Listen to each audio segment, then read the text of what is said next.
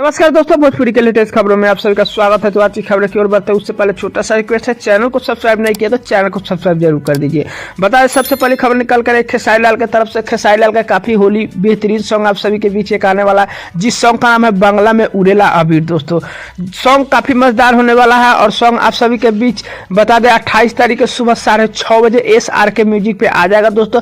जिस सॉन्ग का गाया है खेसारी लाल यादव और लिखे है कृष्णा बेदर्जी जी और म्यूजिक भी दिए है कृष्णा बेदर्जी। दोस्तों बता दें ये मूवी का सॉन्ग होने वाला है, जिस मूवी का नाम है रिश्ते। हालांकि 14 तारीख का मूवी भी आने वाला है दोस्तों। चलिए अगली खबर की ओर बढ़ते हैं दोस्तों। अगली खबर है बता दें शिल्पी राज की तरफ से। शिल्पी राज के एक और होली सॉन्ग आप सभी के बीच आ रहा है, जिस सॉन्ग का नाम है काश होली में।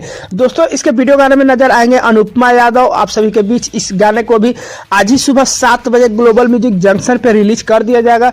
काफी बेहतरीन और लाजवाब होली सॉन्ग है दोस्तों, सॉन्ग को देखिएगा। अगली खबर है गुंजन सिंह की तरफ से। गुंजन सिंह का भी एक और होली सॉन्ग आप सभी के बीच आ रहा है, जिस सॉन्ग का नाम है रगवाला गोलघर।